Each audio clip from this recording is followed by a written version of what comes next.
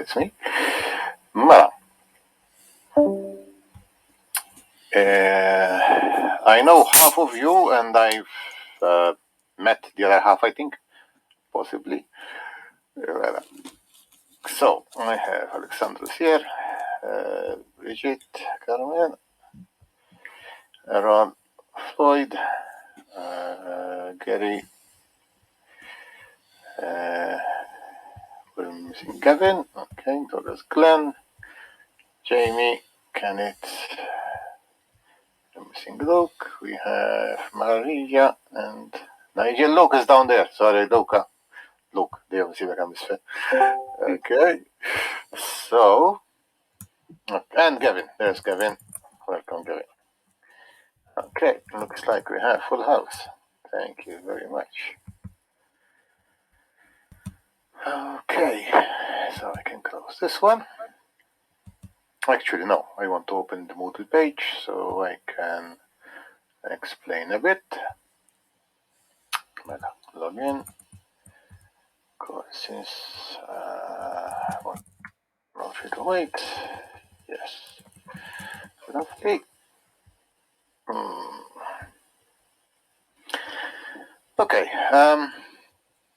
so I don't know if you've met together as a class. Let me change with the color of my lighting yet a bit. It's a bit too much. Okay. I don't know if you've met each other. I know half of you covered databases with me last year. Some of you are following the game design, so I will be seeing you next Tuesday. And the others are starting out this year, so welcome. I'm Jonathan Barbara. I've been at St. Martin's since June 2000. Oh, wow. That's 21 years, 22 now, coming up to 22 anyway. I joined soon after I finished my degree, but also had some practical experience within St. Martin's itself. I finished, let me just check if my door, yes, some noisy kids. Yes, I did a master's in game design, late, because I was head of department for like 6 years, and then I wanted a break, and I said, okay, let me do a master's, and I chose game design as an interesting subject for it. That was from 2012 to 2015, and since then I've been trying to start off my PhD, and finally I am now doing a PhD at Trinity College Dublin, remotely, of course. I'm here, I'm in Malta, and my subject, just for the sake of getting to know me, is virtual reality, interactive narratives, cultural heritage. It's a mix of those three.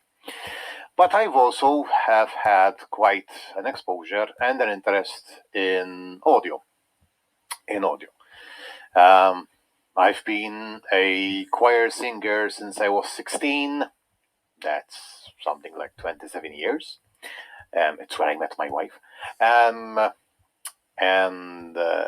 But beyond that, I taught creative computing at St. Martin's. I was very involved in the setup of the course with University of London. In fact, I have my name on one of the study guides because I was a contributor in a way.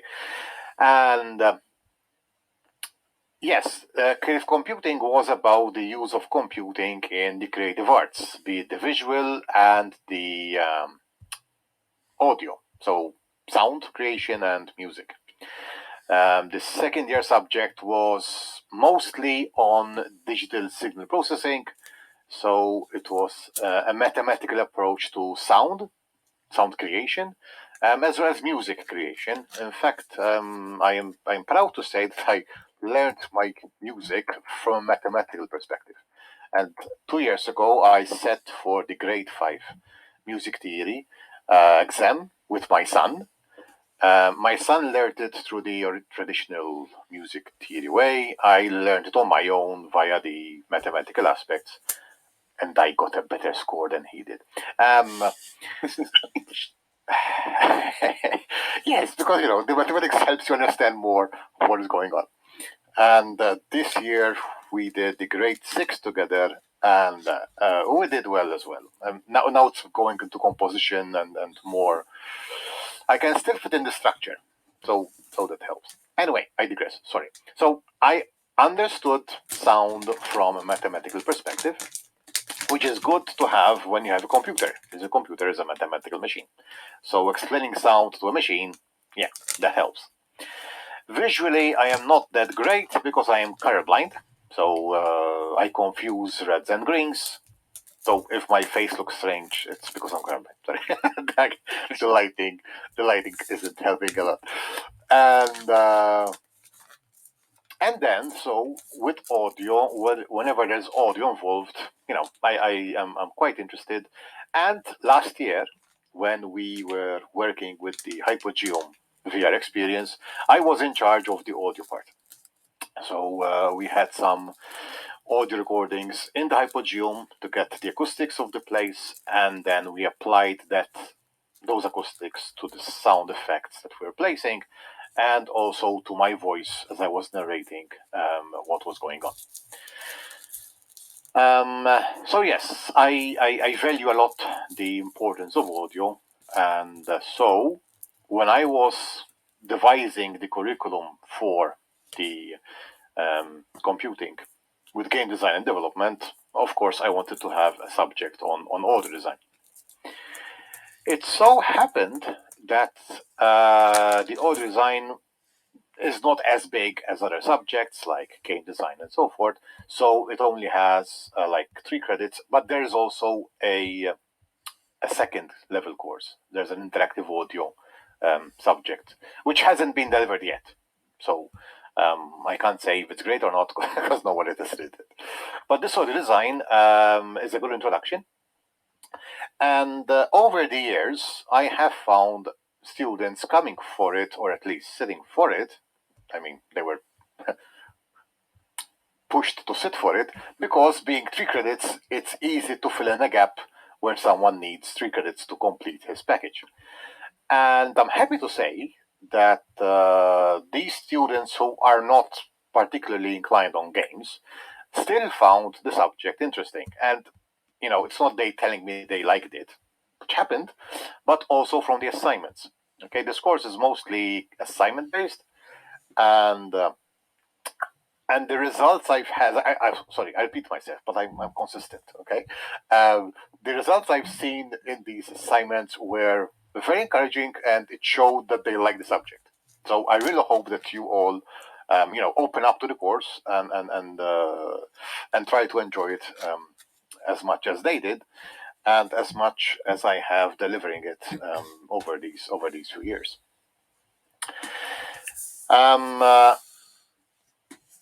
Right.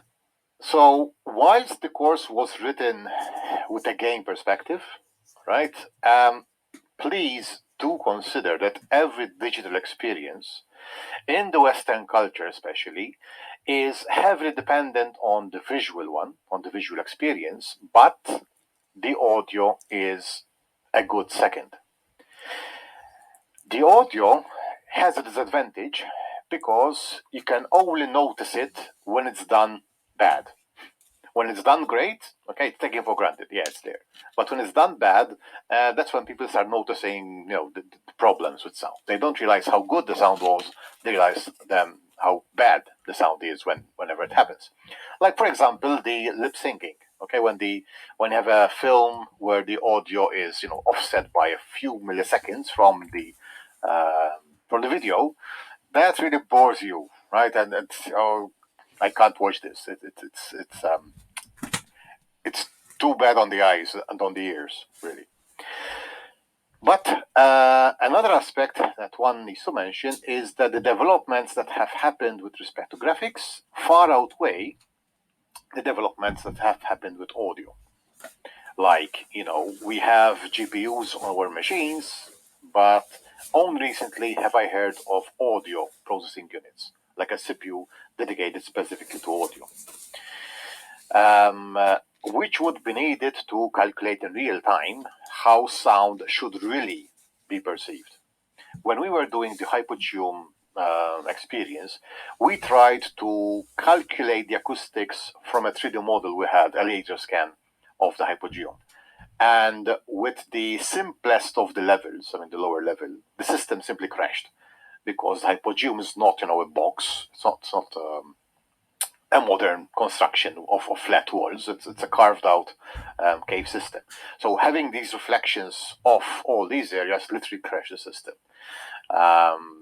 We tried it on our best machine. Apparently, it needs a much better machine to actually do that. Okay, so as I said, the test, you don't have a test and an exam. You only have a test at the end of this term, and that's about the theory subjects, which I can give you an idea. So let me just transition to. Can you get out of the way, please? Yes, thank you. There you go. That's too many of me, and that's all of you. And this is the Moodle page. So, I should have added all of you here. Yes, Carmel was last. Nigel, you were there already, and there's a second page here. Yeah, I have. There's more of you here because there are full timers which I haven't met yet. Those I'm teaching them on Mondays. So if you're not listed here, just drop me a message on Discord and I will add you. Okay. So in your case, this is more like a full time. In your case, we have a double lecture, so a 2-hour lecture. Fortnightly, so we don't have every Wednesday, we have alternate Wednesdays. I think you have visual design on the other Wednesday because it's a quarter unit. As I said, the exam only counts for 30% of the total grade. The rest is 70%. In the first term, I expect the preliminary project report or project proposal, where basically you propose what you want to do in your final project, which will be carried out in the spring term, okay, in the second term. So this one here has a 20% of total grade, and then you implement it in the final term.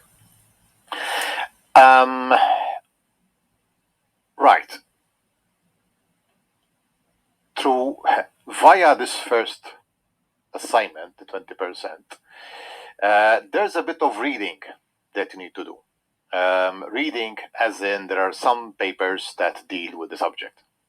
Is when the most vociferous complaint that previous students had was that the reading involved in this one did not really reflect the 20%. I mean, they said there was much more reading to be done for a 20% of a subject.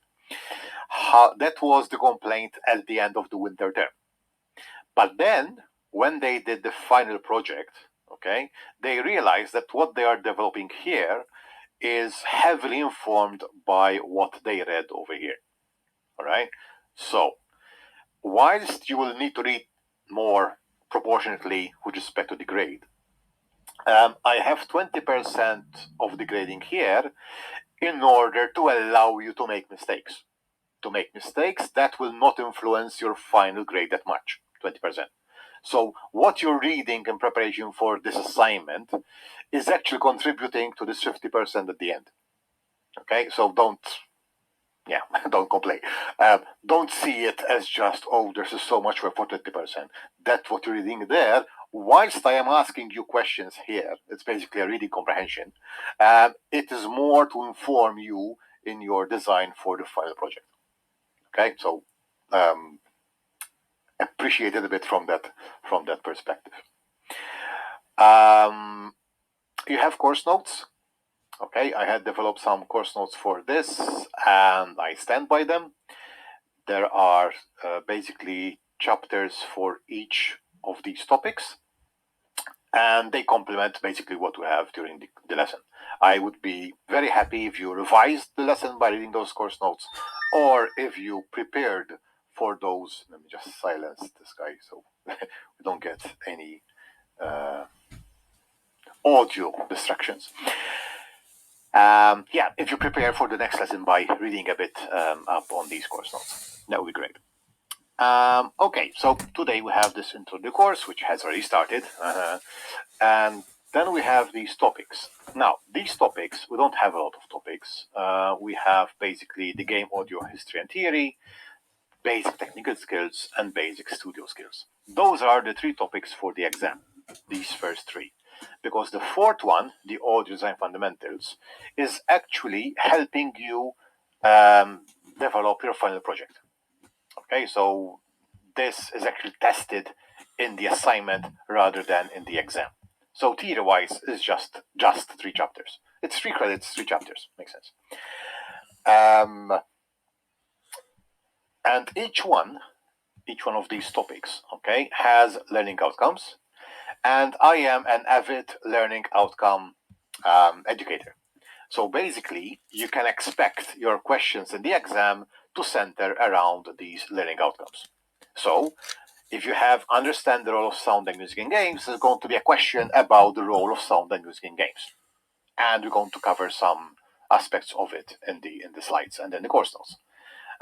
Basic technical skills, there are 3 more learning outcomes. Again, there will be a question on each of these, 1 or more questions on each of these learning outcomes, and as well for the basic studio skills. Okay, that's 3 each, that's 9 learning outcomes that you will expect to find in the exam. That's basically it. These here are then implemented, as I said, in the assignment itself. I have already unleashed some sections of this subject. There's some sample exam paper questions. There's even the coursework. Really? You put the coursework up already? Where? You did? Let's check. These are some previous ones. Oh, yes. Yes. That is the project proposal, in fact. But I actually want to revise this. Since we're not in a hurry, because the 50% project is in the third term, I want to extend this a bit later to give you more chance to read. Now, I know deadlines are what causes you to work, right? Oh, deadline's coming, I need to work on it. So if I'm going to extend this later on, doesn't mean, okay, I will start my effort later on, okay? There are parts that need reading, so best to start working on it early on. In fact, you can see that there are a few papers here. Some are older than me, some are quite recent. The specification will guide you through that. All right. I will not already spend the first lesson on the assignment, but you can already have a look at it and start seeing what is being expected of you.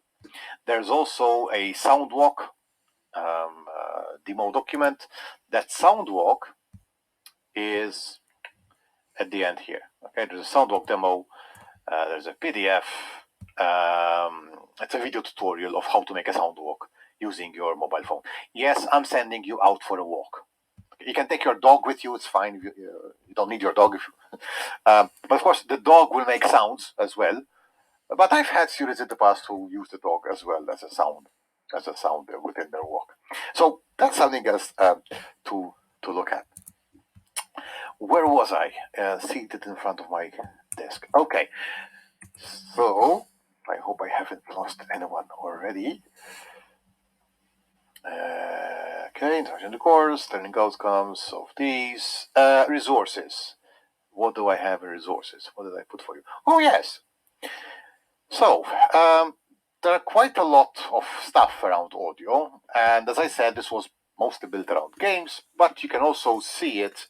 And we will also look at films, for example, how sound and audio is used in films. But some resources here are like the sound for World of Warcraft Warlords of Draenor of 2013. There was like a team talk from the Blizzard sound team.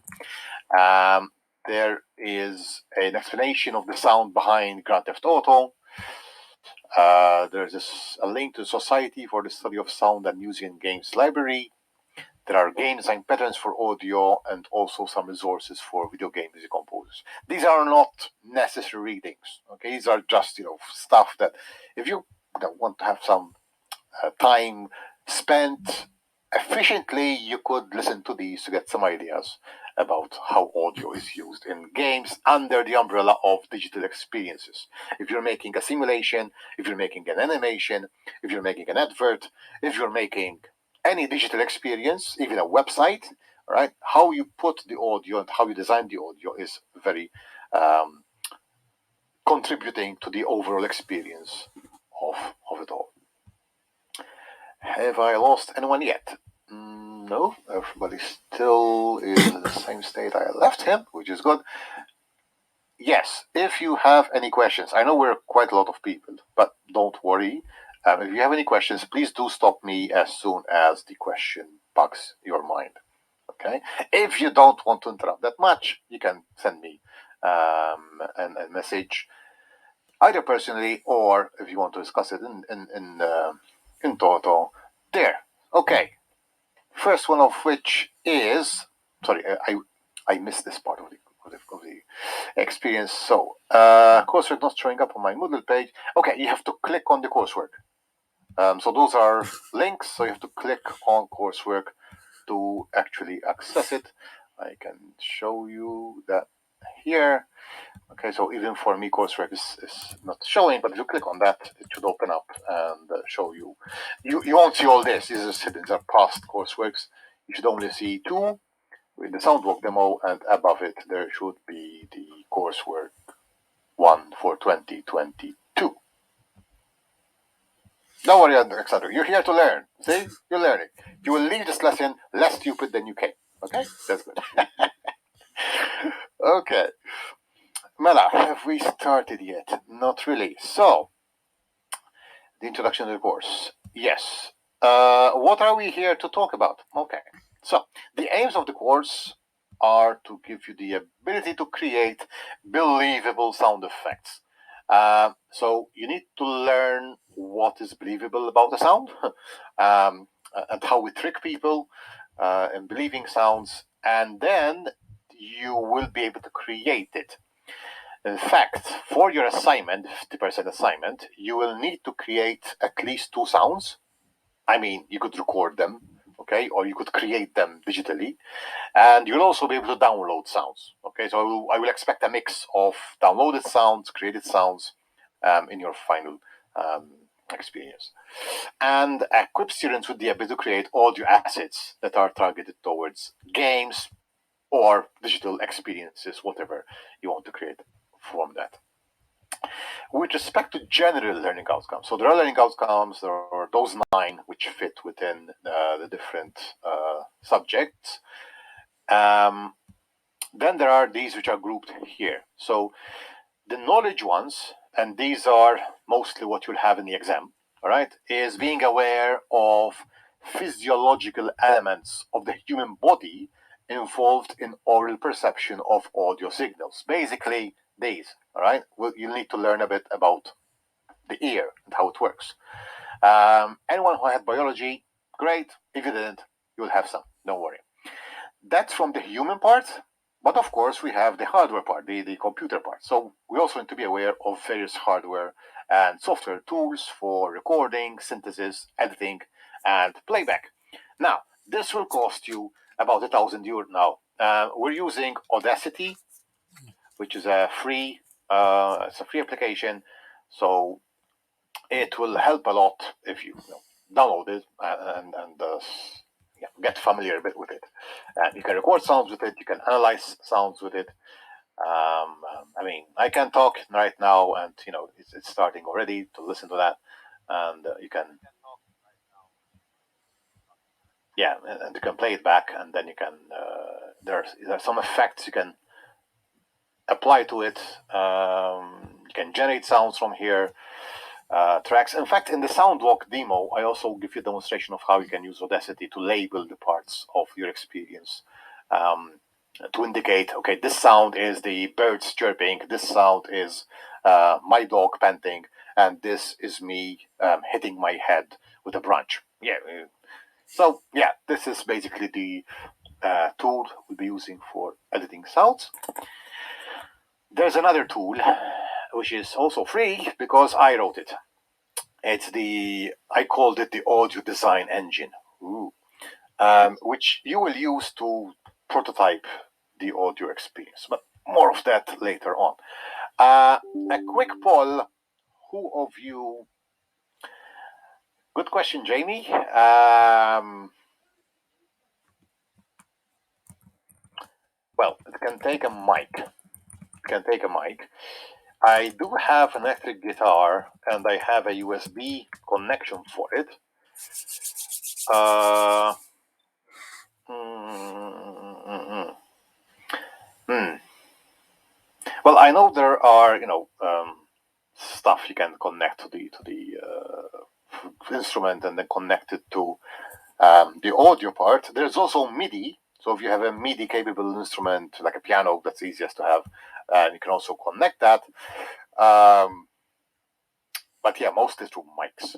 Mostly through mics, unless the actual device has a mic out, a line out that you can connect. All right, so but it supports. So Audacity supports the, like, if you're gonna connect an instrument, should support, I guess. Yes, because remember interface. No, that's the other interface. Recording and devices. So devices here you have which device you want to record from. So if Windows recognizes that, then it can actually work. In fact, I used to play. Oh god, I forgot the name of the game. There should be something, I think, that it can convert from jack, because a guitar, for example, To connects. USB, yeah, or to mic, Exactly. Yeah, as long as it supports that, it should be okay. Yeah. It should be. It's a DAW, it's a digital audio workstation, so it has all these nice features. Cool. Okay. Thanks, Jamie. The capture cards for instruments. I think this bypasses that actually. And again, we'll talk about MIDI because MIDI is great it's a protocol. What's MIDI? We'll talk about it. It's a communication protocol between instruments and computer, but it also short-circuited development on the area because people said, "Oh, we have MIDI, we're fine," and they didn't invest time to work on audio capture. So it's a double-edged sword, if you like. Okay, let's wait for. Okay, he's not ready. Okay, Mela, skills. So these skills are then what we want to see in your assignments. Okay, so understanding psychoacoustical properties of various environments, the role of audio effects and music in game narrative and mood setting, how to set the mood, record, edit, mix on samples, create soundscapes and sound effects to convey a particular mood, make judgment on the quality of recording and suitability to a particular context. So these are also all stuff that you to expect to do in the coursework. Complete an audio production task within a set deadline and identify areas for further improvement. So yes, I will have areas in the assignment where I will ask you, listen, if you had enough time and whatever, you could have done all this, but you just did this. Fine. What would you have done if you had time? So how could you improve that furthermore? Textbooks. So textbooks. I'd say that the course notes cover quite well what we're talking about. But if you are looking for a book that to complement this, especially those of you who are in the games program, would be Game Sound from Karen Collins. I basically based a lot of my direction of the course on this book. It is a bit old, yeah, like 14 years now. I bought it when it was 4 years old, but the theory and the practice part back then have changed a bit, but the core is still there. So it's still a good reference book. There are other books with three. I'm mentioning three here, which are basically a bit more technical. This one, Designing Sound by Farnell, uses pure data. Pure data is a drag and drop and connect language. So it's a bit easier on the technical side. But this book is, is brutal in the sense that at the back, it takes 50 sound effects, like a helicopter, like a beeping pedestrian crossing, like an explosion. It goes into the physics of that sound, and then it models that physics within pure data. I haven't been able to go through all of them. It's mind blowing, but the interactive parts of this is really interesting. Really interesting. Those of you who are more for the coding, this is the audio programming book, which is basically based on C++.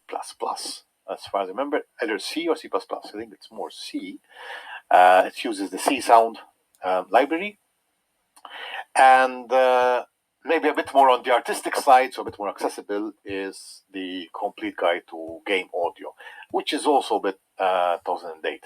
I mean, there are more recent books, but they are mostly money making books. These here are more solid, more solid material. There are some links to them there. If this is not available, then this would be another good one. Essential Guide to Game Audio, Theory and Practice of Sound for Games. This is more recent, 2014. It's from Routledge, so quite well. Again, no, just if you're interested in the area, then these are the stuff that you can look into. We're not going through them in to any extent, because this is an introductory course, not screen credits. It's rather a introductory to the subject, and this is sort of where you can explore further. This here is this curriculum is how I designed the computing with games design and development, and the audio part is within this curriculum. So how I designed this course is based on that. Okay, that's the first half hour. Any questions here? Yeah, I see this note from Kenneth earlier on, lip sync in different languages. Of course, here in Malta, we are quite exposed to the Italians who dub English films and series into Italian, and they also dubbed the Japanese cartoons back in the days into Italian. But honestly, they make quite a good job out of it.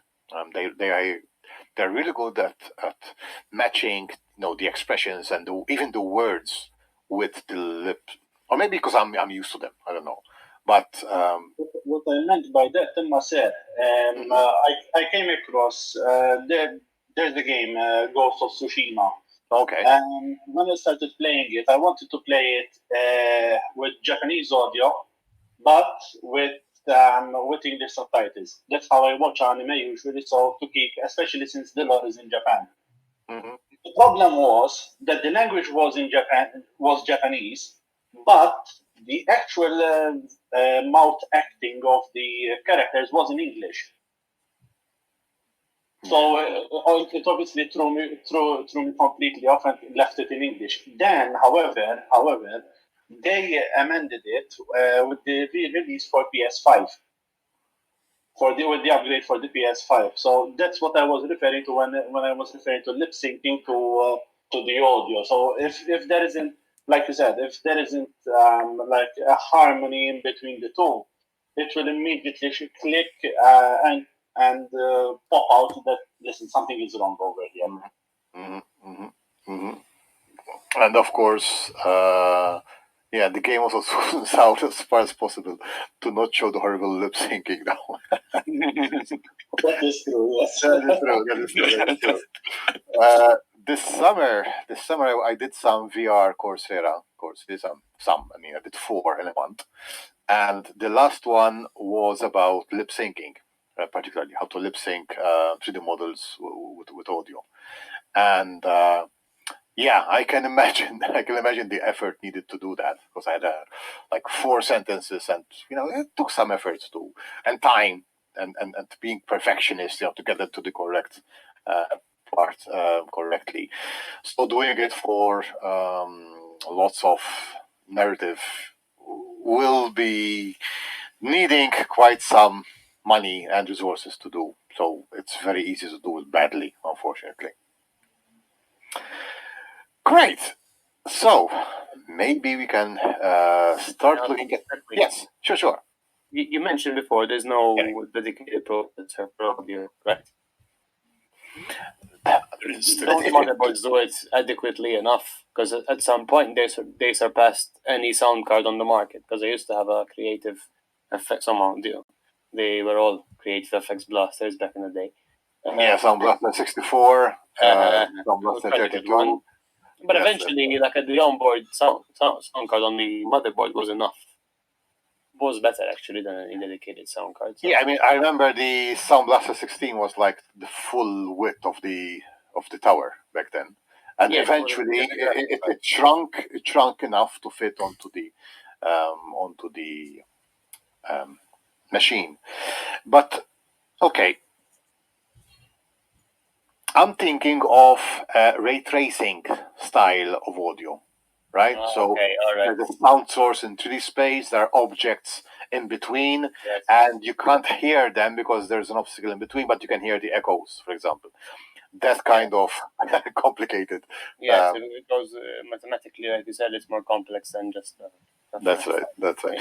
Because of course, when you have light, I mean, light travels in a straight line, right? So tracing light rays geometry is geometry. The problem with sound is it's not like a single light ray; it's a wave.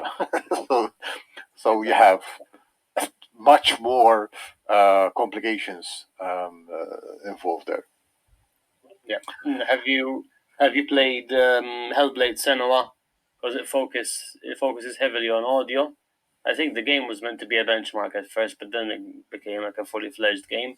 Mm-hmm. And I agree with you.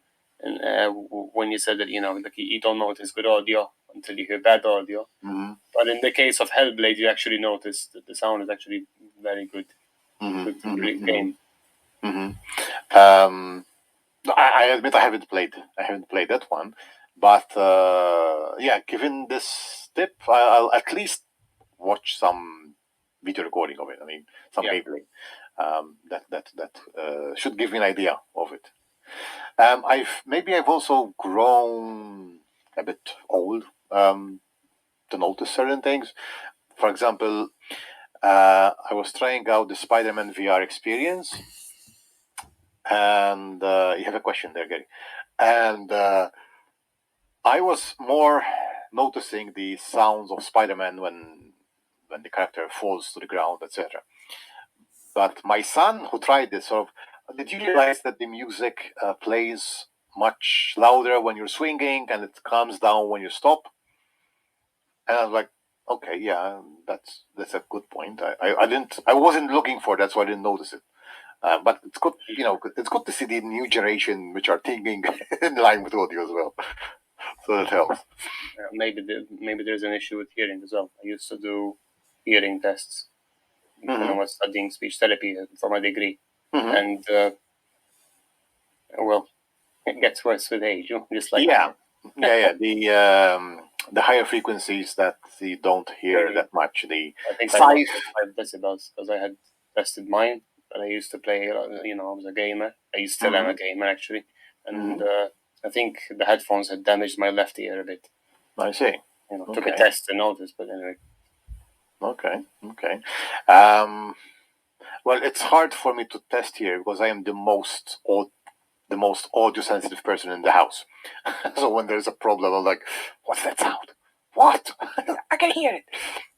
And probably it's like the net which is taking too long, slowly going up of the window net, right? The roller.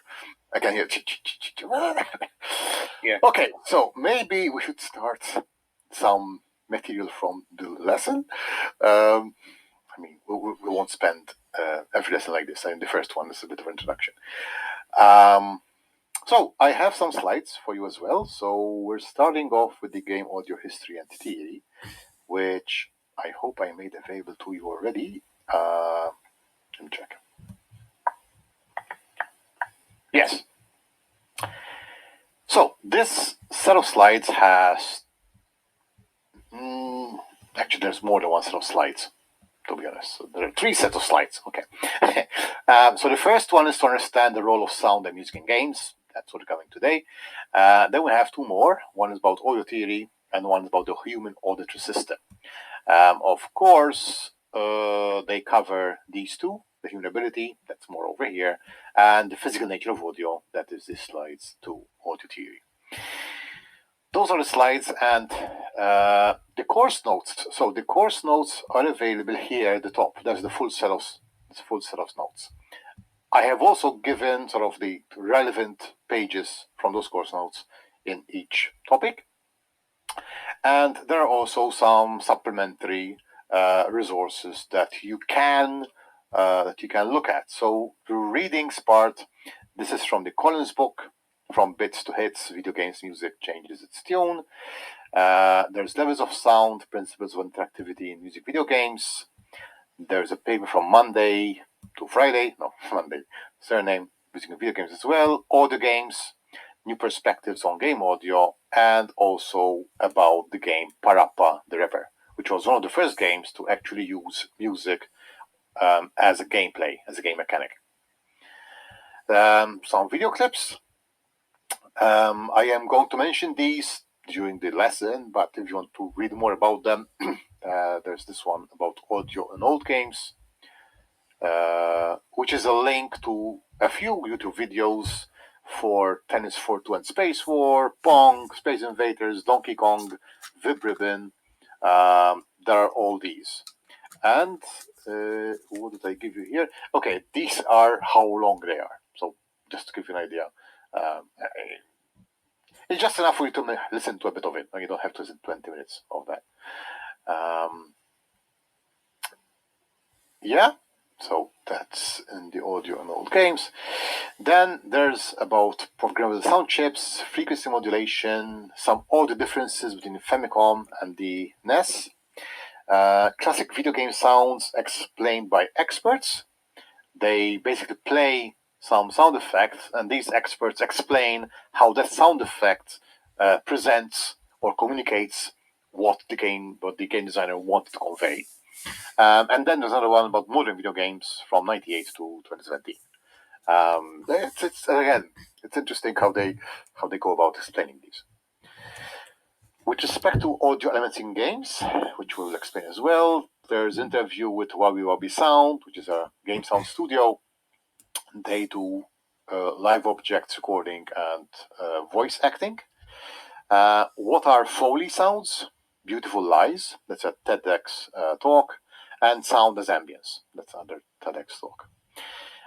Role of sound and music in games, there's immersion in games through sound, and also sound design and music for games playlist. There's a playlist about sound design and music for games. Some generic clips. This was Nuendo design for Assassin's Creed Black Flag. And then some online audio tools. There's a virtual oscilloscope, an online wave editor, and an online spectrogram. And eventually there's also an audio game. It's called Shades of Doom, which is basically playing Doom just on sound. So the screen is blank, and you can just play by listening and guided by the sounds in it. The worst player of this game was a student who played it without sound. He complained, it wouldn't play for me, it was just black screen. You have to use sound. That's an audio game, come on. But yeah, I mean, he learned the lesson. So there are some resources there for you to fill up, a bit more knowledge about the area. So we're looking at the first set of slides, game audio history, which is this one, and voila. Okay. Yes. So this word cloud here is made out of the course notes. So we can imagine that we're going to talk a lot about audio, immersion, player, game, sounds, effect. Yeah. So that gives us a bit of a sample of what we're up about. Learning outcomes, we've mentioned those textbooks, specifically that's chapter 2 from this first one. And for the game design students who will have access to this textbook as well, chapter 8, user interfaces, because of course sound is part of the user interface. It's part of how the system communicates with the user. And sometimes the user communicates back, right? So, in this set of slides, basically 3 elements. So, brief history of sound and music in games, very brief. What are the audio elements in games? And then the role of sound and music in games. So, what are they? So, form, and what do they do? So, function, okay, the form and function of audio. Right. So, on the slide there, we have the bells and whistles in Las Vegas. But before before we explain what that is, I want to bring to your attention. We mentioned films. And if you go back to the history of films, they were first called movies, and then they were called talkies. Talkies wasn't a big word. I mean, it's no longer heard nowadays, I guess. But I remember when I used to go to the cinema with my grandpa. Um, 35 years ago, we're going to the talkies, right? Valletta, Alhambra, Embassy back then, not the new one. They were referred to as the talkies because before that they were movies, they were moving pictures, silent pictures, moving pictures with no audio track. Eventually, the audio track started coming along in terms of music, either because a music script was sent together with the film for the local musician to play the music at the same time with the video, okay, with the moving pictures, and that music would sort of convey the mood that the film was trying to convey. And in fact, if you remember, those films did not have speech; they basically had not subtitles, but titles between the scenes to explain who the characters are, what's going on, etc., etc. But then you had the musician playing the music underneath. Something which survived, I don't know if you came across it, at some, I don't know if it was a World Cup or a Euro Cup, yeah, football I'm talking about. In Germany, they were showing these, when Germany was playing, they were showing the football game, I think in a church or something, and there was a musician, an organist, playing the piano or organ in line with the football game. So when they were attacking, he was playing, fun, energetic music. When they were defending, he was playing like minor, like terrible, oh, what's going to happen kind of music. That was like, okay, that's interesting. How playing the narrative in real time. It was encrypted, of course. It was happening, football game happening then, and you had the sort of musical accompaniment to the football game. That was like splendid idea. Right. So yes, typical of the Western culture, we first had the visual experience, the moving pictures, and then eventually we added sound and audio. We added the speech, we added the ambient sound, the talking pictures, then the talkies.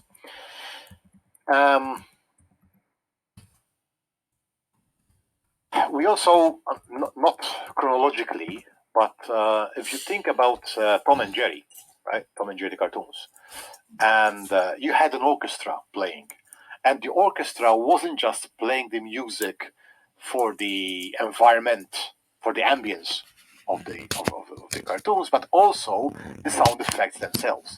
So you have a sliding Jerry down, I don't know, Tom's whiskers, okay, and you had this violin playing this slide on the violin, for example. So you had this interesting role of the orchestra of both the sound effects and also the ambience for it. If you compare an 80s film with modern films,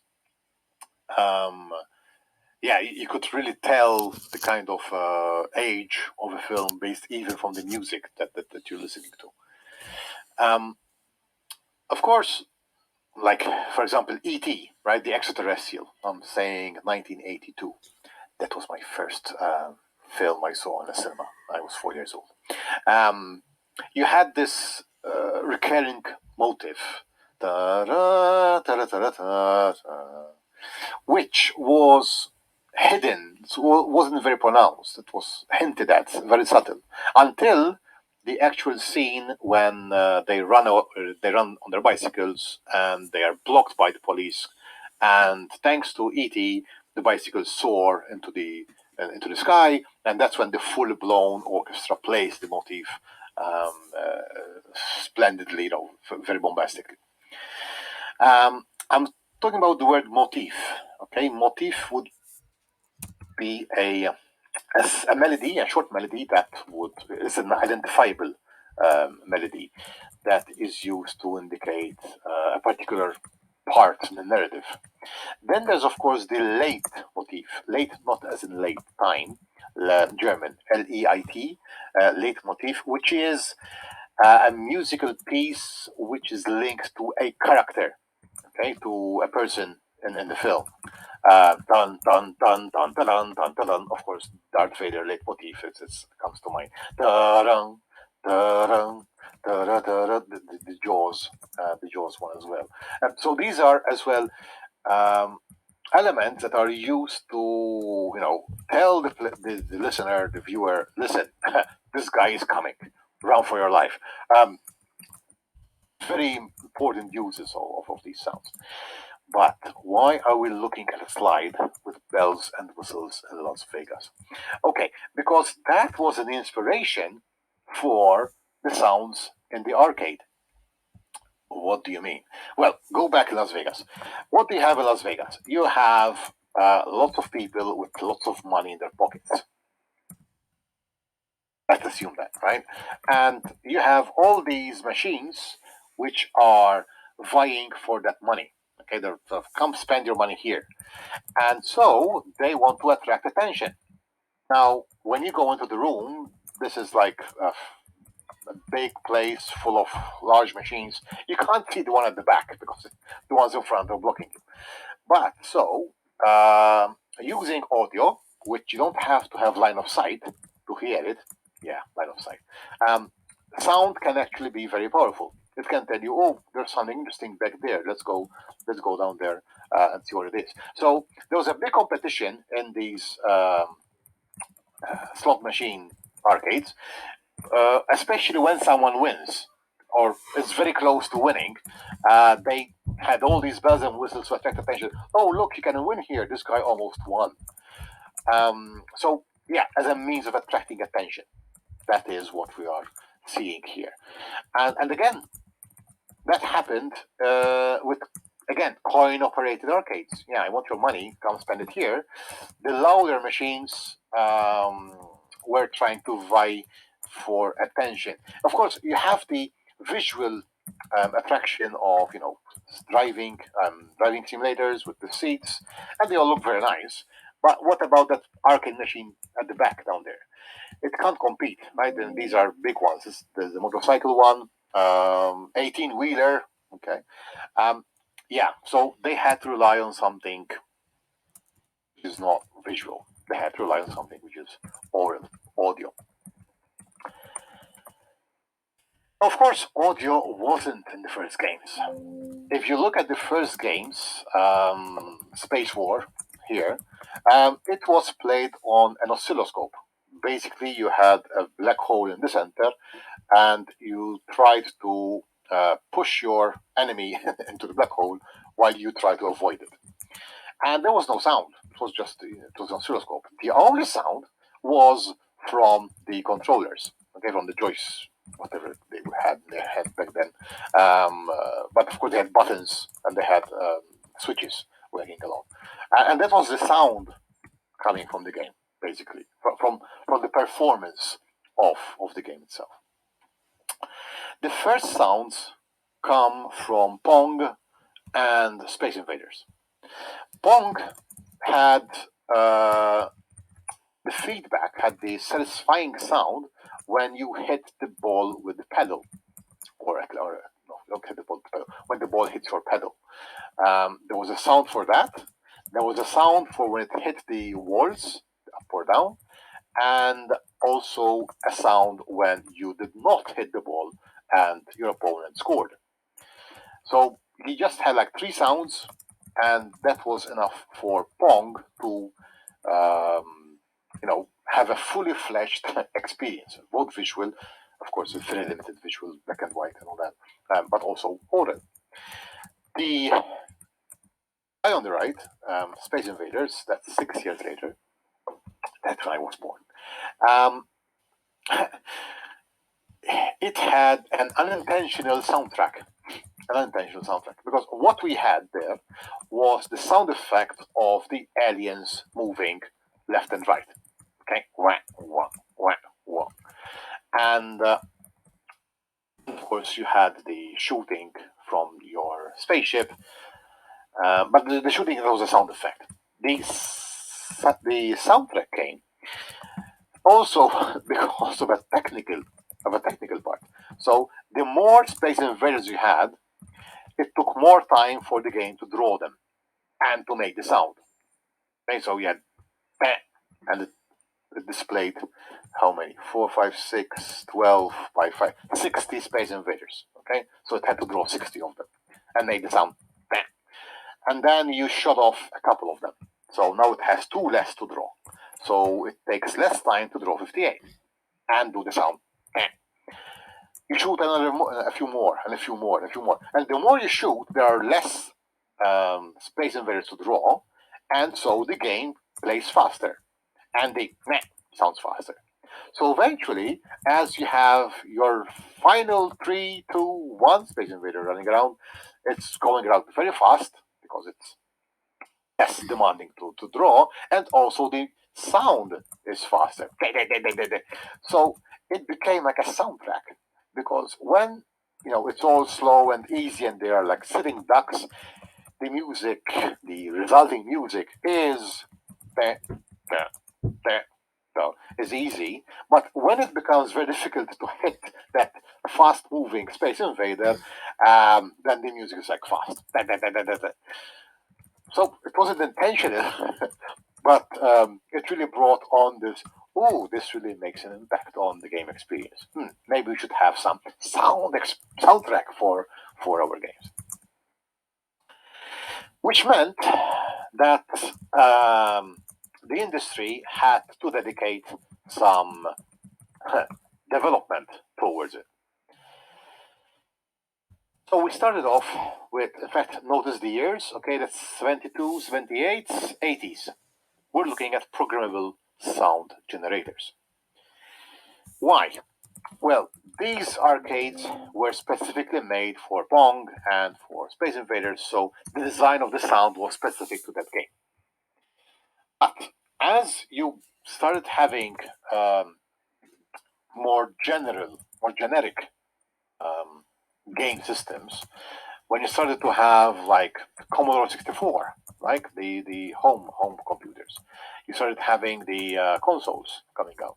They needed to have a sound generator which could be programmed by the game.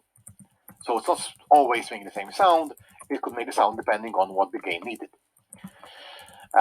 So we started off with these programmable sound generators that either these generic platforms could use to have the games use them, or whoever made these machines did not have to make the sound themselves. They could buy a PSG and then program it for their specific game for that arcade. There was one development. A further development was with the frequency modulation chips. Now, what is frequency modulation? Of course, frequency modulation, in short, is FM, and FM should remind you of the radio. And radio uses AM or FM, right? Amplitude modulation or frequency modulation. And if you remember using a radio, maybe you did recently, what you do is you select the frequency, and if you hit the right frequency, you are able to hear the sound coming from that radio station. So what they are doing basically is that they are getting their radio station sound, and they are, let's say, encrypting it, not the real word, but let's say they are encrypting it with a particular frequency. Okay, so frequency 123. All right, so they are encrypting their sound with the 123 frequency. Sent over the airwaves, your radio, if you go to the frequency 123, it means you are decrypting that signal, and you hear the radio station. Okay, so you're using that 123 frequency to modulate the sound and then to demodulate the sound. Should remind you of your modem back in the day. Now, what this meant, we did not. Why are you using frequency modulation as a radio? They didn't use radios here. No. What frequency modulation does is that you can get a sound, and you can modulate it with a frequency to change the way it sounds. In radio, it's used to transmit it. But in this case, what we're saying here is that we can create a variety of sound effects using frequency modulation. And so FM chips expanded the ability to generate sound from very limited resources. Those are, if you like, the two main milestones across sound development. Yes. Can you give us an example of what, for example, was played with an FM chip?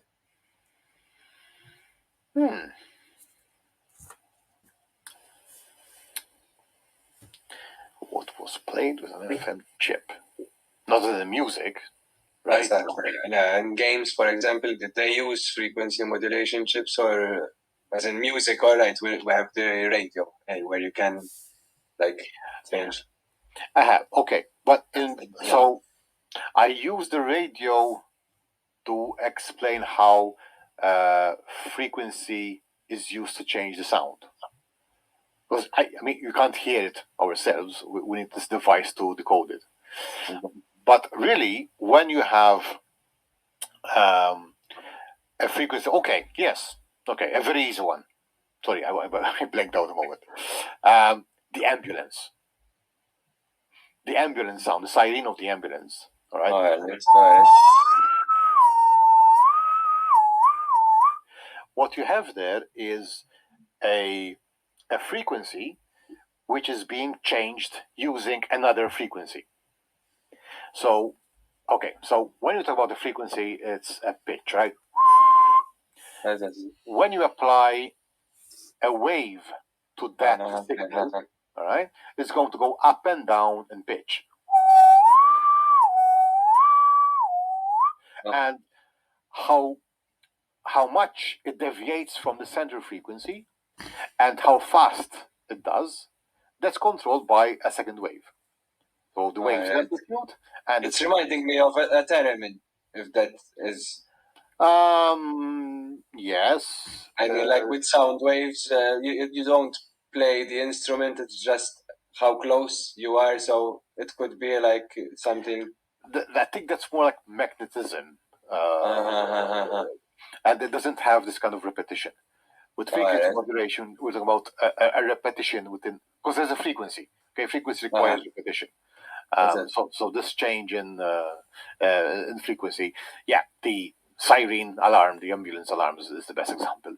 All right. For that. Now, of course, not all games have an ambulance sound, but of course, if you control how large is the deviation in frequency, okay, and how frequent is it, that changes the timbre of the sound. All right. I have to explain what timbre is. That's coming up next. Okay. Thank you, sir. Excellent. So that's from the part of hardware. From the terms of software, the problem with sound was that it required storage space and it required processing. In fact, the first games, they would not have sound during the gameplay. They would only have sound effects during gameplay. Sorry, I said sound. Music. Music is something that requires a planned performance. This is how it's going to be played. There's no interaction from the player. So usually the music would not be part of the gameplay. The gameplay would have only sound effects. For example, Prince of Persia, okay, the original one, the 2D platformer. Prince of Persia, you had music at the beginning of the game, you had music in the cutscenes, but during the gameplay, you had only sound effects because the game had to sort of control the CPU had to control the gameplay itself. They didn't have enough power to also handle the music. But in the part where there's no interaction, so in the menu system and the cutscenes, etc., yes, they could dedicate the CPU to play the music, and then okay, let's focus on just sound effects for the music. Until they started to have loops. Okay, they started making music loops that could be repeated throughout the game without a lot of storage space needed for them. Eventually, the MIDI protocol came along. What was the MIDI protocol? And how does it compare with, say, CD-ROM and MP3s? So, the MIDI protocol was mostly linked to keyboards, okay, to piano keyboards. Because how can you record a piano keyboard? You can either put a microphone, as we were saying, a microphone next to the piano speaker, okay, and you are recording the sounds emitted by the keyboard. Or you could connect a data cable to the keyboard, and as soon as you press a key on the piano, that instruction, okay, pressing the keyboard, is transmitted to the computer. So you are not recording the sound result of the piano, you are recording or transmitting the performance on the actual keyboard, right? Like, yeah, like a keylogger for your computer keyboard. Okay, imagine someone has installed a keylogger onto your system, and every key press that you press is being recorded, so they can record your password, for example, or the site that you're visiting. Something like that, but for music. Okay, he pressed the fifth note at this time, and he pressed it with so much pressure, so even the lightness, so the volume, is being recorded. And of course, this made it easier because we don't need to record the full spectrum of sounds that is being recorded. We just need to record which key has been pressed. And that you don't have to play it, right? Okay, I've recorded the instructions. Now let's play it. It's literally like having a musical score, and now you can't listen to a musical score. You have to play it in order to understand it. That's a trick I had used with my son when he was learning the violin. I gave him a melody, and I told him, "Okay, when you play this right, you will like it." It was the Angry Birds theme, and of course the first, what's this to do? But when he started playing it well, oh, I remember this. So yeah, you have to play the instructions to be able to hear them, and that's what MIDI was. So with MIDI, you were given the instructions, and then your sound card, we mentioned the Sound Blaster earlier, the sound card had its own set of instruments on it, and it would play those instructions based on the instruments recorded onto it. Which meant that the quality of the performance depended on your sound card. So if I play a MIDI file on a Sound Blaster 16, it's a 16-bit audio card, it would sound different on a Sound Blaster 32 from a Sound Blaster 64 because they all had different voices for their instruments. So that was the problem. If I, as a game designer, okay, actually as a game developer, because in its entirety, if I wanted you to hear a specific melody, it wasn't just the notes and the duration I wanted you to hear, but also the timbre of the instrument, the voice of the instrument. Now, on my, very expensive system, it sounds really great.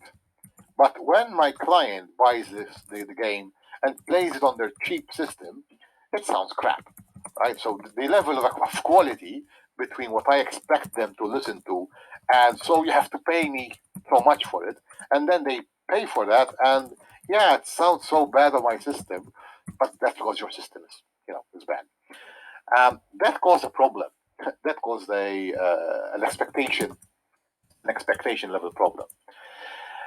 So they wanted, no, we can't work with this. We need to actually capture the performed sounds and have them listen to the proper performance of it. Even speech, right? I mean, we had speech synthesizers back in the day, but they sounded very robotic and not very interestingly different between a male character and a female character, for example. I mean, just the pitch was different. So they wanted, no, we can't just serve ourselves with MIDI. Maybe that's good for music, but for speech, for actual performance of sound, we want to have the real deal, the real recording of the sound. The problem was, of course, that the WAV format, the uncompressed format, was horribly fat, was horribly taking up too much space from the media being used to deliver the games. Back then, we had floppy disks, right? 720K, 1.44 megabyte floppy disks, which games could be spread over like 8 disks. So you put your first disk, you play your first or 1 or 2 levels. Now please insert disk 2. Get the disk out, second disk, and play the next one. Get the insert disk 3. Not really nice to interrupt your gameplay and having to fill it out with sounds. So when the CD compact discs started coming out, and when the CD-ROM, yeah, we could fit like 12, 13, 14 WAV files on a CD that you could buy and listen to, but there's only sound. We need to fit our game into there as well. The graphics of our game, the logic of our game, the data of our game. So they really needed to compress that. So from CD-ROM, which of course was an improvement in space, in storage space, right? From 1.44 megabytes to 600 megabytes. Whoa, we have much space now. We can put our music as well. But then, of course, MP3 came along, which was a compression of the audio format, which went really low compression rate and allowed us to put in much more audio, much more sound on the same disk. Of course, that took 5 years to get through. So the history part here is this battle between storage and fidelity, between storage and how authentic does the sound like. Fidelity. Remember that back then, a good stereo system was a hi-fi, okay, a high fidelity system. A high fidelity, as in you could really think that you are listening to the orchestra right in your room right now because your hi-fi system is so great. So fidelity here was a very much sought after aspect of sound, and so going from MIDI, that is your own system trying to play the music for you, to actually have a recording of an actual performance in a concert hall and playing it on your system. That was what was being tried to achieve there. Of course, MP3, because it's a compression, does lose some of its grain. if you like. I remember a discussion between artists, and they were complaining that yes, the MP3 was a big boost to the industry, but also a big hit to the industry, because if you had to listen to a song on a long play and a song on an MP3, you could tell the difference because of the compression aspect that removes the tangible artifacts that are part of the recording. Um, do we want to listen to those artifacts? Well, some people do. Some people do. So there's this kind of loss. I mean, MP3 is a lossy compression, so of course you're losing something. Maybe not something that you will perceive, but some people do perceive them. So that was a kind of a compromise that you can see there. Okay, so that's the brief history. There's a bit more on these in the course notes, and there's a bit more in the readings here, especially here with the PSGs. This is something there where you have differences between the Famicom and the NES. Again, they use different chips. They use different sound generating chips, and that video tries to sort of explain or make you listen to these differences as well. Okay, so this takes us to, all right, where do we have audio?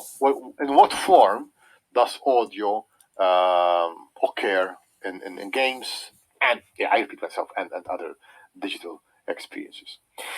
Textbooks and papers basically identify four main areas where audio is used. And of course, the first one is the use of sound effects. Sound effects that complement what we see. So, if I see someone talking, I would expect to hear what they are saying, right? If I have this sound, okay, someone hitting a glass, I expect to hear the sound effect for that. Unless it's a fake glass, right? But if it's a realistic one, I expect to also listen to this. But there are also other aspects that we can talk about here. When you have a screen in front of you, okay, that screen is only occupying like a field of view that is visible in front of you, like, I don't know, 40, 50, 60 degrees in front of you. Even in real life, right? In real life, you have like 120 degree field of view. But your ears, they can hear all around you. They can hear like 360 and 360 all around you and up and above. Of course, because our eyes and ears are laterally positioned, we are mostly able to distinguish sounds which are laterally positioned. We are less able to detect sounds which are below or above us, basically because we are bound to the earth by gravity. And so we're not really interested in sounds coming from above. Well, nowadays we do, because of falling drones and stuff, or sounds from underneath us. But laterally, yes. I mean, we're very important to detect where the sound is coming from. Of course, sound effects are useful for stuff that we see, but they are also useful for stuff we don't see, right? If we are showing a scene to our players or audience, whatever, but we want to also tell them what is not in front of them, we can use sound effects to tell them, oh, listen, there's an owl to your right, and there is some crickets to your left. Think of this also in 360 filming, okay, 360 degree films, where you no longer have control of the camera direction, right? You're using a 360 camera, so you're recording all around you. Now it's in the hands of your audience for them to decide where they want to look at. So it's useless putting an arrow to the right if they're not looking at the arrow. But if you put a sound to the right, they will attract their attention and they will look to the right. So sound effects obvious artifact, but they're also very useful, especially now when we're dealing with 360 filmmaking. Now, sound effects are linked to specific objects that are within sight. Okay, so if there is the glass and you're clicking on that, that's an object and there are sound effects. Oh, okay, the glass onto the table.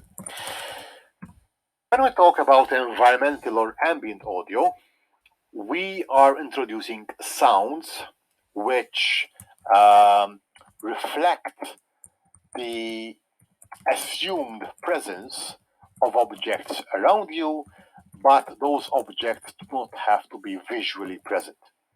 What do I mean? So, if I am in a room, okay, and I have a window open, and I can hear the sound of traffic, of car traffic, vehicular traffic.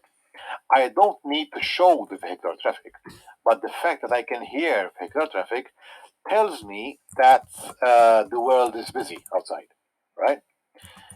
Later on in the day, if the window is open and I can hear a hooting owl and some crickets, I don't need to see them, but it tells me that the world outside now is sleeping and only the night creatures are alive, are active, are awake. So we're not trying to tell them that that is important, but we're trying to situate them in a particular environment, in a particular ambience.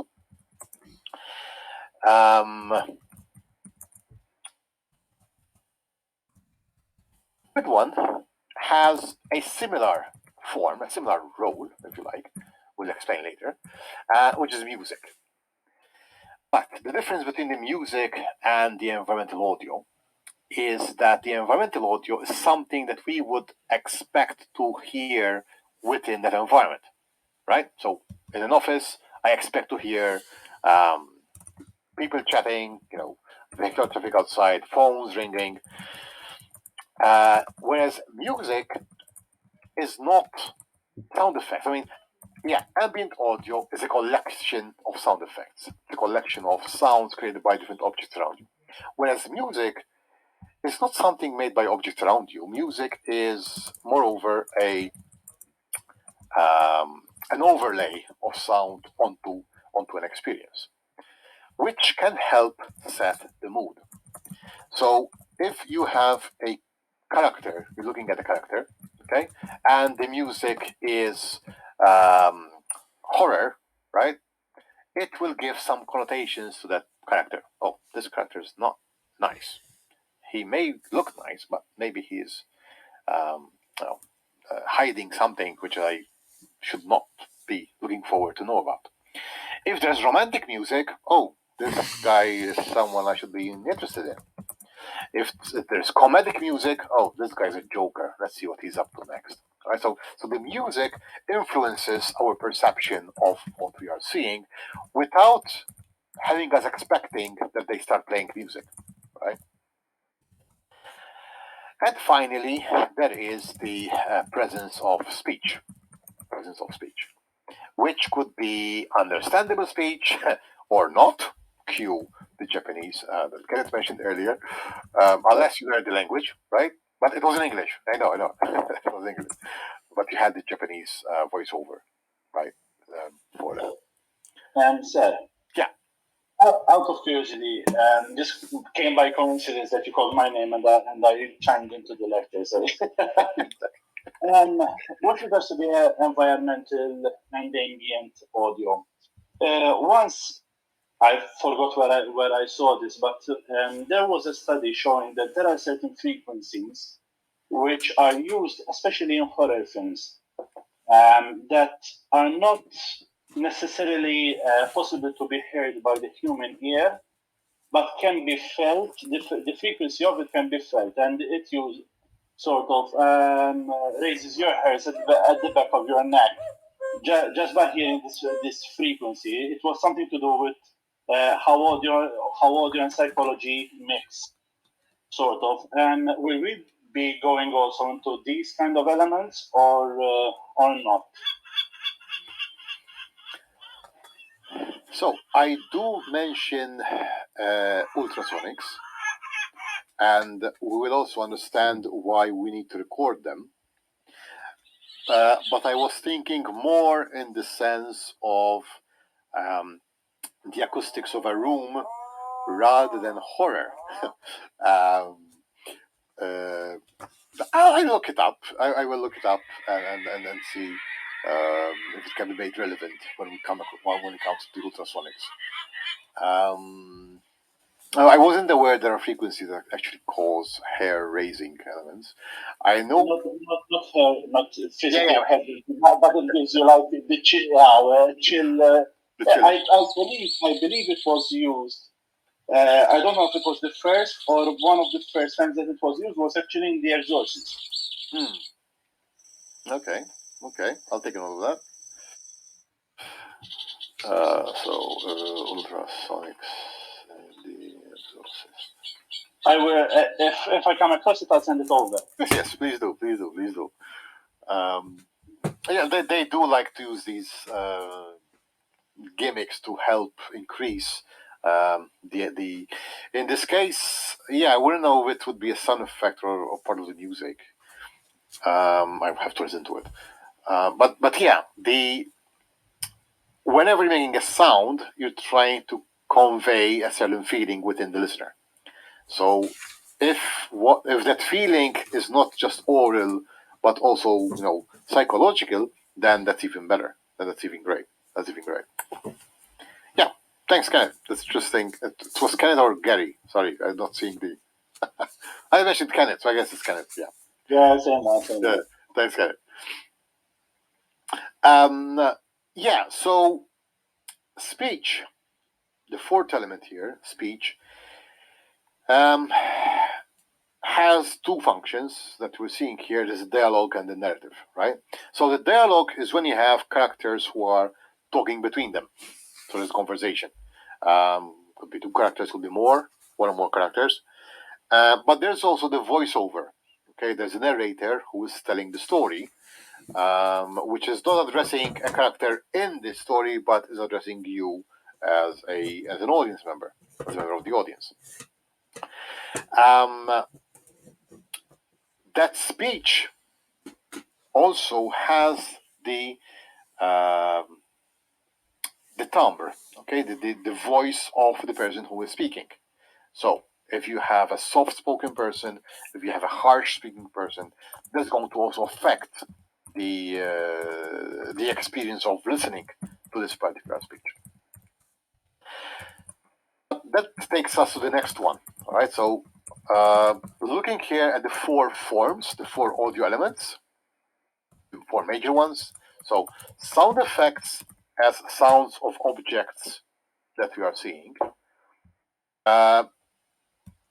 Into an environmental audio, which is also sound effects, but of objects which we are not seeing, but it tells us of where we are, it tells us of when we are. And that then can then shift into the music form, where it's not really coming out of the visual experience or telling us anything about the visual experience, but more about the emotional aspect of the experience. And then maybe a bit more specific to human nature is the element of speech. And speech again, what are they saying? How they are saying it? Who are they addressing? Even the language that's being used, and even the grammar that's being used, right? So if you have someone who's speaking perfect sounding English, and you have someone who is trying to sound perfect, we get a lot of criticism, Maltese, for our th, lack of th. I, for one, I don't know. I'm not really practiced in saying th properly. I make an effort, and I hate myself saying it because I'm sort of like dramatically saying that the th, the fifth, and yeah, too much, too much saliva coming out. So those four elements, but now let's look at their function. So the role of sound and music, again, in games and experiences. So one of them, a very important one, is the environmental role. So supporting the perception of the game world. So if I have a old, I don't want to be offensive. Okay, if I have a representation of a non-English person who is speaking in English, okay, how does that link up to that? How does that kind of English reflect the character that I'm seeing? Which happens a lot when you have voice actors and dubbing. Okay, so for example, again I mentioned the Italians.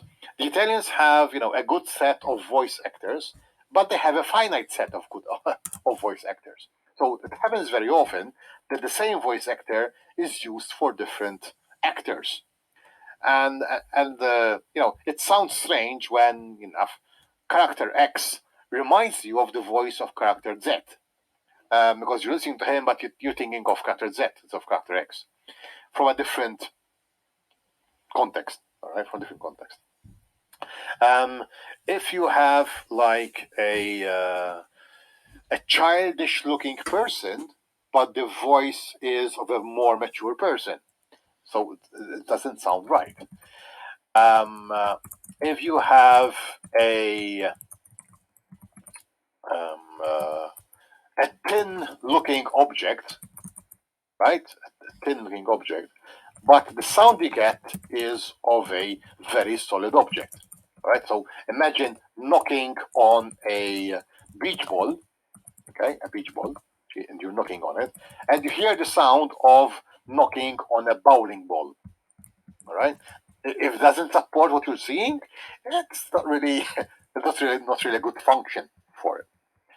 So we want sound that helps us perceive what we are seeing, both visually and orally. That's one. Another role of sound is immersion. Now, immersion is a big word in games, but also in entertainment. When you sort of forget about your real world and you indulge yourself into this new world that you are experiencing. It comes from water, right? So when you are immersed in water, you no longer feel air around you, but your body feels submerged in water. So all your senses are tuned in with this new dimension. And now in experiences where you start to accept what you are seeing, right? When you start to accept that, you know, swinging people dressed up in costumes makes sense because you're watching Spider-Man. I was watching Hawkeye these few days, and yeah, so it's quite normal for people to walk around carrying bows and arrows on their back. Okay, I'll accept that. Um, uh, so yeah, you block out your real world in order to immerse yourself into the virtual world. Now the problem is your ears, because your eyes, you can focus on, a finite area of what you're seeing, but your ears can still hear what's going on around you. So I can be immersed in my lecture, but I can still hear my wife calling my kids because they're being, teasing each other or something. So I need to sort of block this out. Someone just entered the room. So what we want to try to do with games and experiences is to provide sound that blocks out distractions from the real world. Some people do this even when they don't have sounds in the games, like they play YouTube videos or loud music to block out any other sounds so that they can focus on what they want to do. Now, of course, that takes us to the next one, which is a word that you will get familiar with in your assignments, which is the adjective is diegetic. Diegetic. The noun of it is diegesis. It sounds strange, but it's Diegesis. It's Greek. And basically, it means that it comes from the story. It's coming from the narrative, from the narration. So, if I have a object that you can see in your screen and you can hear its sound, then that is a diegetic sound. The sound is coming from what you're seeing. If, however, you are looking at a scene and there's nobody there, and suddenly there's a voiceover telling you something, explaining what you're seeing, for example, that voice is non-diegetic. I mean, there's not a character in the world talking to you. No, there's a character outside that world on the same level as yourself, as an audience who's not part of that, and he is talking to you. He is addressing you. That is called non-diegetic. Another example of diegetic, music. Okay, if you can hear music in a scene, and you can trace someone playing the piano. Okay, so there's someone playing the piano, and the music I'm listening is coming from that piano. So in that case, the music is diegetic. But if you are, I don't know, on the beach, okay, D-Day, World War II, D-Day, on the beach, of course there's nobody playing music there, but you hear a piano music, which is being used to maybe reduce the tension of the scene. That music playing is non-diegetic. Okay, you're not believing that the music is coming from there. There are gimmicks that filmmakers use that play around with this diegesis. For example, in Titanic. In Titanic, you have the four string instruments, the musicians on board the ship, and they play their last melody together, right, as the ship is sinking. So you know that this music is coming from these four musicians. But what happens then is that the camera goes away from the deck of the ship and shows you the captain of the ship, who is in his officer's deck, and what would they call that? The cockpit. That's for the plane. Anyway, in his place, right? And he's sort of, I'm going down with my ship. But still the music is playing. Still the violins, the strings are playing. You see the old couple who are locked up in their room, holding each other together as they are going to and die, drowned. So the music, which started to be diegetic because it's coming from the scene, became non-diegetic because, of course, the people down below in the lower decks can't possibly hear the music playing upstairs, but you can. So it changes from diegetic to non-diegetic.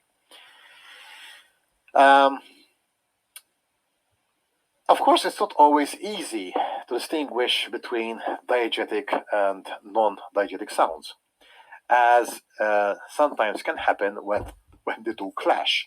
I remember I was playing Call of Duty, and I was shooting an anti-aircraft gun towards incoming airplanes. And of course, I was quite good at it, and some of them caught fire and fell. And I heard a fire engine. And I was like, oh, great. Now I have to also keep an eye on the firefighters who will definitely come for me with their guns and shoot at me. So I was shooting up at the airplanes and looking behind me, watching out for these firefighters. But nothing happened, and until a second fire engine was heard. And I was like, oh, come on. I removed my headphones and I realized that the fire engine was actually passing through my street. Basically, a field behind us had caught fire. So I actually thought that the non-diegetic sound was part of the diegetic experience. And I admit, yes, I did go to check whether there was an airplane in that field behind our house. There wasn't. Other ones can also impinge on your experience unexpectedly. Again, another time I was playing Doom 3 with lots of hellish sounds, But the most frightening sound I heard was the sound of my wife unplugging the fan from the wall, like the socket from the wall. Okay, that kind of sound, which I did not expect to hear within Doom, really shocked me. And what the hell was that? Again, a clash of diegetic and non-diegetic, breaking immersion. Breaking immersion. The final form that we're seeing here is gameplay. When you are yes, Just out of curiosity, I'm going to mention the Call of Duty. Yeah. When you have, let's say you are 1v1 against another sniper. Mm-hmm. Sniper is not on screen, but you hear a shot go by you. Let's say you have 3D audio headphones, so you would hear the bullet flying past your ear, basically. Would that be considered as diegetic, even though you cannot see the player creating the action, creating the sound in this case? Okay, good question. So, what determines the nature of the sound, whether it's diegetic or non-diegetic, is whether the source of the sound is within the game world. So, Okay. in this case, the sniper is part of the game world, and of course, the sound is coming out of that.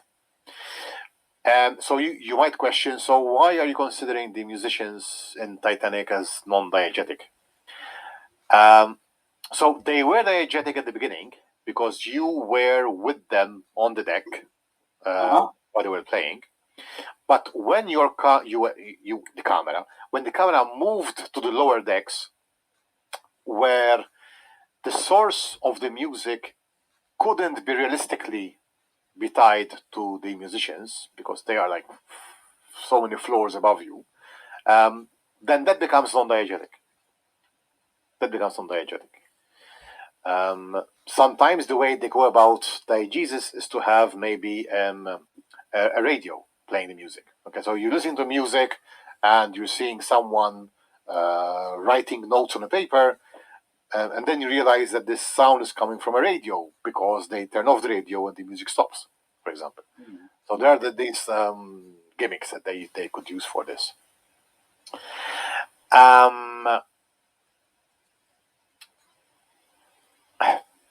So essentially, it has to do with the actual, not just being part of the gameplay in this case. It has to be also within reasonable distance. So Yeah. also like plausible distance, and how far a person can actually travel to reach. Yes. So if you are outside in the forest and you hear an owl hooting, even though you don't see the owl, but it's diegetic because it makes sense that the owl is hooting from the trees above you, say. Whereas if you are inside a room and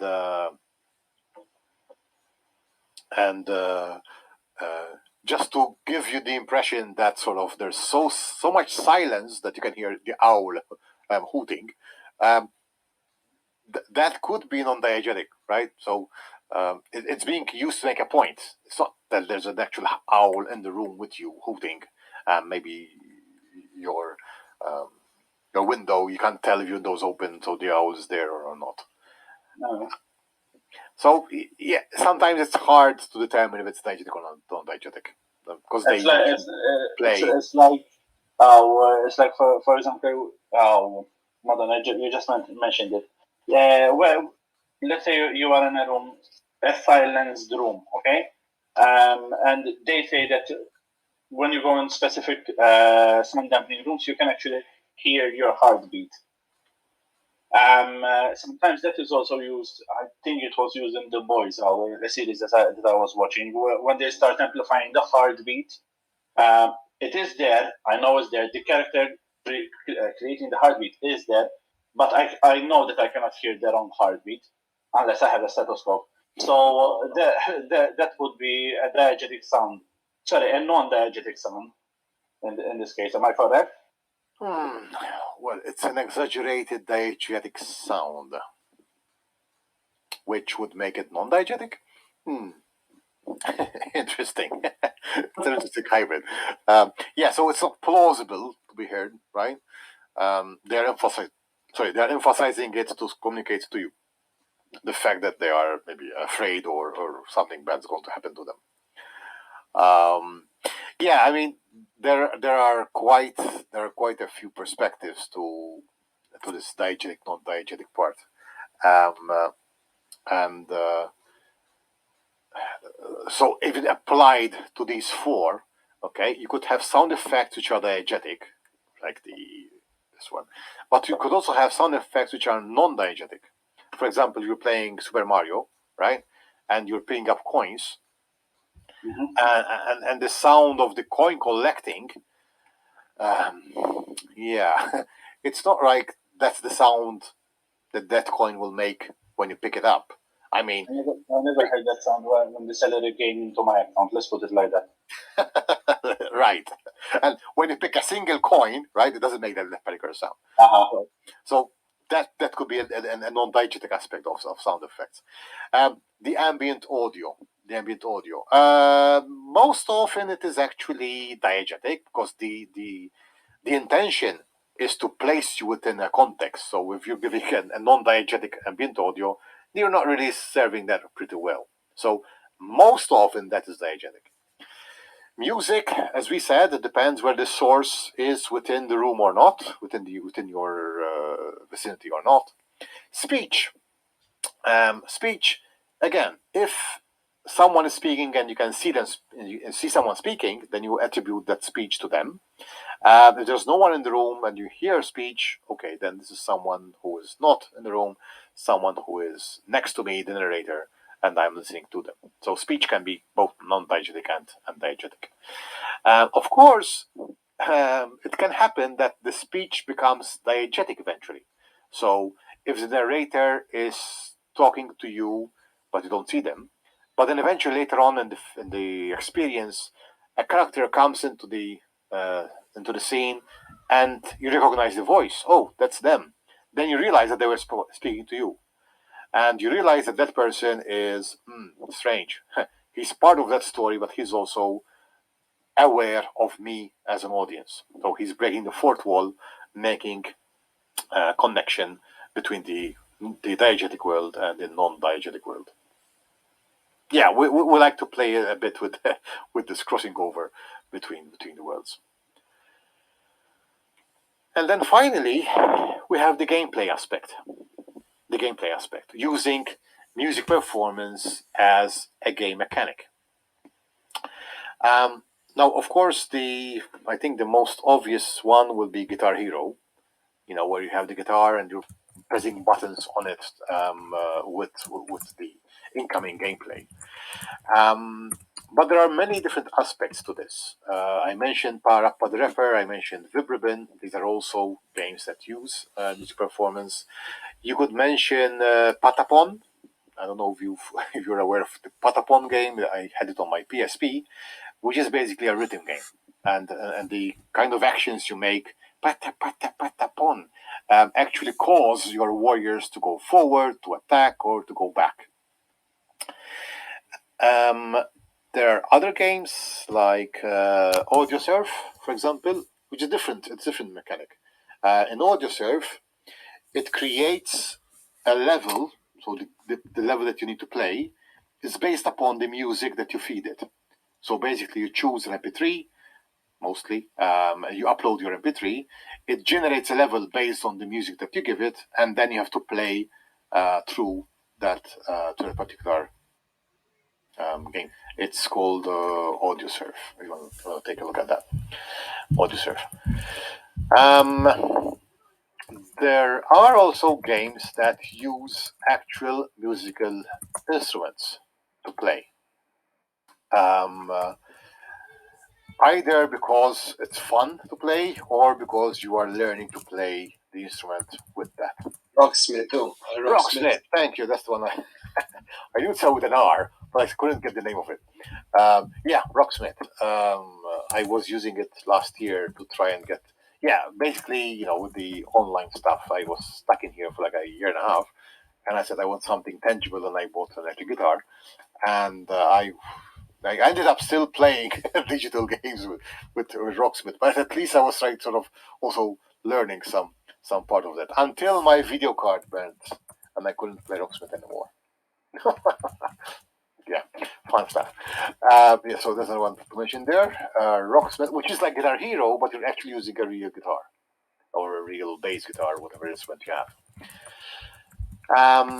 Then there are other games like in Verbis Virtus, where you use speech to play the game.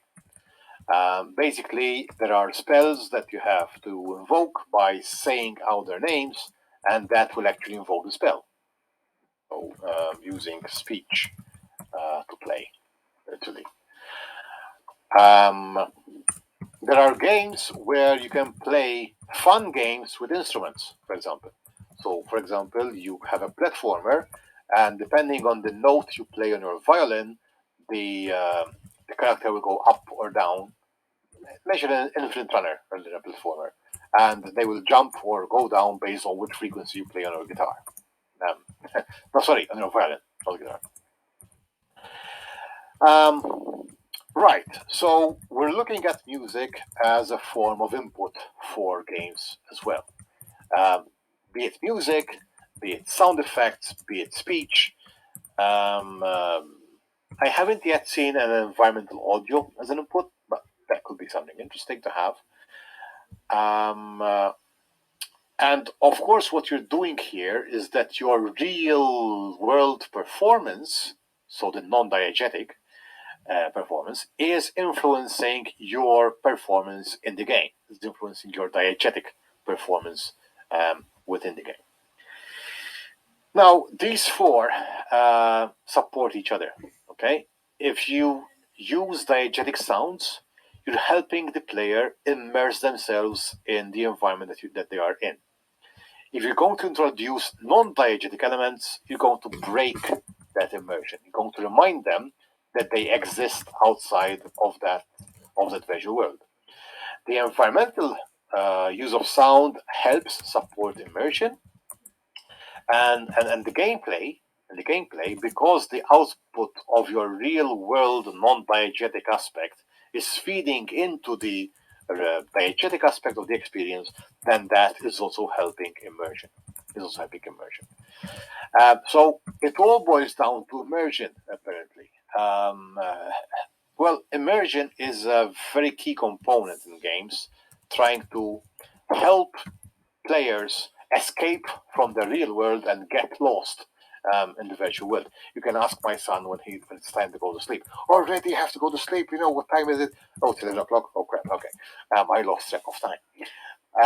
So, yeah, immersion is a very important one. And, yeah, if you go to the cinema, right? If you go to the cinema, why you go there? Well, they have a great sound system. They have a big, massive screen. But also there are other people around you, which, if they are noisy and disrespectful, they break your immersion. Unless it is a cult movie and the people with you are so into the movie that they actually help you immerse yourself more into the movie. I wasn't a big fan of Marvel. I mean, I didn't follow all of them. But we decided to go watch. Was it Endgame, the first one? Yeah, we went to watch Endgame and in Cinema 16 at the Leisure. Now, Infinity War. I have my supporting reminding me of all this. And yes, so when Captain America came on screen, I didn't recognize him. I think he had a beard. But thanks to my neighbor, who like, okay, this is a very important guy apparently. It helps a lot to understand more what was going on. Like when a certain character died, I won't say just in case I ruin someone's. It's like 5 years ago. You never know. And the shock of the people around me, like, okay, that was a bad move apparently. And then, in the intermission, everybody speaking at 12 years.